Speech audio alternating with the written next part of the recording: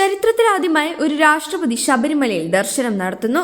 ഇടവമാസ പൂജയ്ക്കായി ശബരിമല തുറന്ന ശേഷം രാഷ്ട്രപതി ദ്രൗപദി മുർമു എത്തുമെന്നാണ് വിവരം.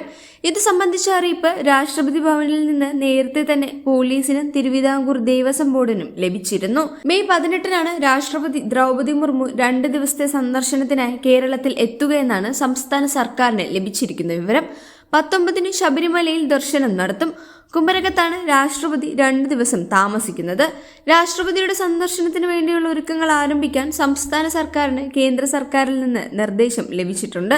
രാഷ്ട്രപതിയുടെ സന്ദർശനം പ്രമാണിച്ച് കനത്ത സുരക്ഷയാണ് ശബരിമലയിൽ ഒരുക്കുന്നത്. ഇതിന്റെ ഭാഗമായി ഭക്തരുടെ വരവിന് നിയന്ത്രണങ്ങൾ ഏർപ്പെടുത്തിയേക്കും.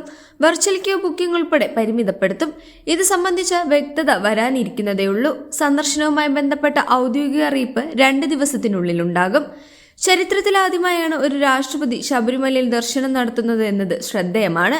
ഈ മാസം 14-നാണ് ഇടവമാസ പൂജകൾക്കായി ശബരിമല നട തുറക്കുന്നത്. രാഷ്ട്രപതിയുടെ സന്ദർശനത്തിനോടനുബന്ധിച്ച് റോഡിന്റെ അറ്റകുറ്റപ്പണി ഉൾപ്പെടെയുള്ള ജോലികൾ അതിവേഗത്തിൽ പുരോഗമിക്കുകയാണ്. ശബരിമല ദർശനം കൂടാതെ കോട്ടയം പാലാ സെന്റ് തോമസ് കോളേജിൽ ജൂബിലി സമ്മേളനത്തിനും രാഷ്ട്രപതി പങ്കെടുക്കും. ഈ പരിപാടി 18-നാണ് നടക്കുന്നത്. തുടർന്ന് പമ്പയിലെത്തി ശബരിമലയിലേക്ക് പോകുമെന്നാണ് ഇപ്പോൾ ലഭിച്ചിരിക്കുന്ന വിവരം. ഹെലികോപ്റ്ററിൽ നിലയ്ക്കൽ വരെ എത്തിയ ശേഷം പമ്പയിൽ നിന്ന് നടന്ന് സന്നിധാനത്തേക്ക് എത്തുന്ന തരത്തിലാവും ദർശനം ക്രമീകരിക്കുക എന്നാണ് റിപ്പോർട്ടുകൾ.